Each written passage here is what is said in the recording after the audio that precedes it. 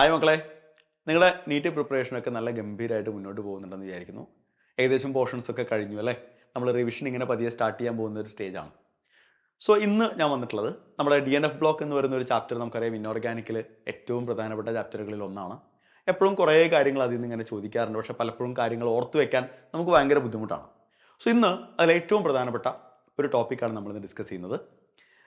ലെന്തനോയിഡ്സിൻ്റെ oxidation state വെച്ചുകൊണ്ട് ഒരുപാട് ചോദ്യങ്ങൾ എപ്പോഴും നീറ്റിന് വരാറുണ്ട്. അപ്പോൾ അതിൽ നമ്മൾ എന്തൊക്കെ കാര്യങ്ങൾ ഓർത്തു വെക്കണം എന്നുള്ളതും എങ്ങനെയൊക്കെയാണ് അത് ചോദ്യങ്ങൾ വരിക എന്നുള്ളത് നമ്മളിന്ന് ഡിസ്കസ് ചെയ്യാൻ പോകുന്നത്. അപ്പോൾ ഈ ഒരു വീഡിയോ കണ്ടു കഴിയുന്നതോടുകൂടി ഈ ഒരു ടോപ്പിക്ക് നിങ്ങൾക്ക് എന്തായിരിക്കണം, ക്രിസ്റ്റൽ ക്ലിയർ ആയിരിക്കണം. അതിന് എന്ത് ക്വസ്റ്റ്യൻ വന്നാലും ആൻസർ ചെയ്യാൻ നിങ്ങൾക്ക് പറ്റണം. അപ്പോൾ ശ്രദ്ധിക്കുക, നമ്മൾ എന്തൊക്കെ കാര്യങ്ങൾ ഓർത്തു വെക്കേണ്ടതെന്ന് ചോദിച്ചാൽ, ഒന്ന്, ലെന്തനോയിഡുകളിൽ ലെന്താനം ഒരു ലെന്തനോയിഡ് അല്ല, എന്നാലും ലെന്താനം +2 സ്റ്റേറ്റ് ആണ് കാണിക്കുക. ബാക്കിയുള്ള എല്ലാ ലെന്തനോയിഡുകളുടെയും കോമൺ ഓക്സിഡേഷൻ സ്റ്റേറ്റ് എന്ന് പറയുന്നത് +3 ആണ്. എന്നാൽ +3ക്ക് പുറമേ വേറെ ഓക്സിഡേഷൻ നമ്പറുകൾ കാണിക്കുന്ന, ഓക്സിഡേഷൻ സ്റ്റേറ്റുകൾ കാണിക്കുന്ന ലെന്തനോയിഡുകളുണ്ട്. അവരാരൊക്കെയാണെന്നും എന്തുകൊണ്ടാണ് അവർക്ക് ആ സ്റ്റേറ്റുകൾ സ്റ്റേബിൾ ആയതെന്നും ഞാൻ പറയാം. അതിൽ നമ്മൾ ശ്രദ്ധിക്കേണ്ട കാര്യം, +3ക്ക് പുറമെ +2 സ്റ്റേറ്റ് കാണിക്കുന്ന രണ്ടുപേരെ നിങ്ങൾ നിർബന്ധമായിട്ട് ഓർത്തു വെക്കണം. ഒരാൾ യൂറോപ്യമാണ്, മറ്റത് ഇറ്റർബിയമാണ്. ഈ രണ്ടുപേരുടെയും +2 സ്റ്റേറ്റ് സ്റ്റേബിൾ ആകുന്നത് അവരുടെ ഇലക്ട്രോണിക് കോൺഫിഗറേഷൻ സ്റ്റേബിൾ ആയതുകൊണ്ടാണ്. യൂറോപ്യം അവൻ്റെ +2 സ്റ്റേറ്റിൽ 4s7 ആയിരിക്കും. സ്റ്റേബിൾ ആണെന്ന് എടുത്തു പറയേണ്ട കാര്യമില്ലല്ലോ, കാരണം ഹാഫ് ഫീൽഡ് ആണ് അല്ലേ. ഇറ്റർബിയം 2+ സ്റ്റേറ്റിൽ 4f14 ആണ്. ഓഫ് കോഴ്സ് സ്റ്റേബിൾ ആണ്, കാരണം ഫുള്ളി ഫീൽഡ് ആണ്. ഇനി ഇപ്പോൾ +2 സ്റ്റേറ്റിൽ ഇരിക്കുന്ന രണ്ടുപേരെ നിങ്ങൾ കണ്ടല്ലോ. ഇനി ഇതല്ലാതെ +3ക്ക് പുറമെ +2 അല്ലാതെ +4 സ്റ്റേറ്റ് കാണിക്കുന്ന ആളുകളുണ്ട് ലെന്തനോയിഡ്സിൽ. അതിൽ ഏറ്റവും പ്രധാനപ്പെട്ട രണ്ടുപേരാണ് സീരിയവും ടെർബിയവും.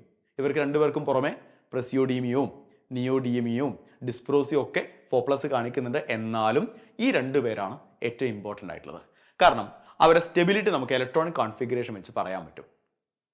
സീരിയം 4+ സ്റ്റേബിൾ ആയത് 4f0 കോൺഫിഗറേഷൻ ആയതുകൊണ്ടും ടെർബിയം 4+ സ്റ്റേബിൾ ആയത് 4s7 കോൺഫിഗറേഷൻ ആയതുകൊണ്ടാണ്.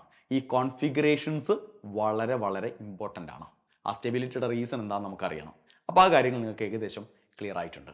ഓക്കെ, അങ്ങനെയാണെങ്കിൽ ഇപ്പം നമ്മൾ പറഞ്ഞ ഈ എക്സെപ്ഷണൽ കോൺഫിഗറേഷൻ കാണിക്കുന്ന 4 പേർ, യൂറോപ്യൻ 2+ഉം ഇറ്റർബിയൻ 2+ഉം, അവർ രണ്ടുപേരും 2+ ആണ് കാണിക്കുക.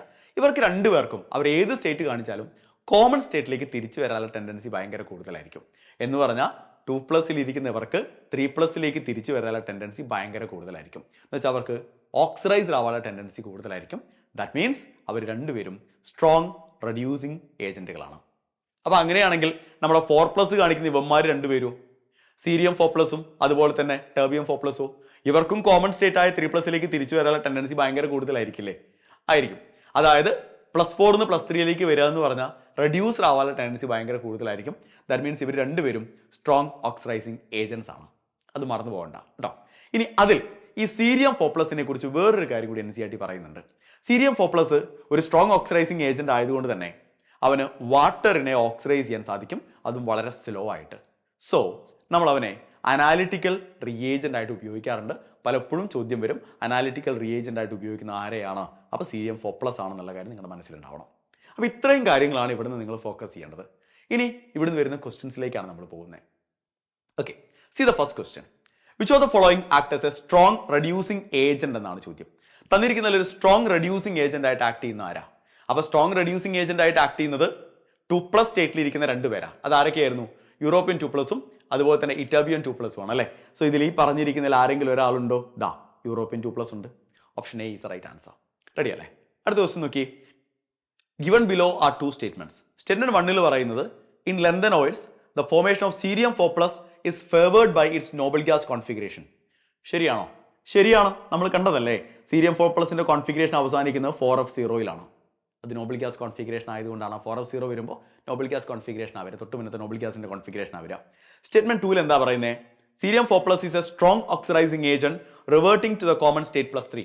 സീരിയം 4+ ഒരു സ്ട്രോങ് ഓക്സിഡൈസിങ് ഏജന്റ് ആണ്. അതിന് +3 സ്റ്റേറ്റിലേക്ക് തിരിച്ചു പോകാനുള്ള ടെൻഡൻസി ഉണ്ടാകും. കറക്റ്റാ, നമ്മൾ പഠിച്ചതാ, കറക്റ്റാ. അപ്പോൾ രണ്ട് സ്റ്റേറ്റ്മെന്റുകളും ശരിയാണ്. Both statement 1 and 2 are correct. Okay, next question കണ്ടോ നിങ്ങൾ. The most common oxidation state of lanthanoid element is +3. Which of the following is likely to deviate easily from +3 oxidation state എന്നാണ് ചോദ്യം. ഈ ക്വസ്റ്റ്യൻ ഞാൻ ചെയ്യുന്നില്ല, നിങ്ങൾ ചെയ്യുക. ആൻസർ കമന്റ് ബോക്സിൽ കമന്റ് ചെയ്യുക.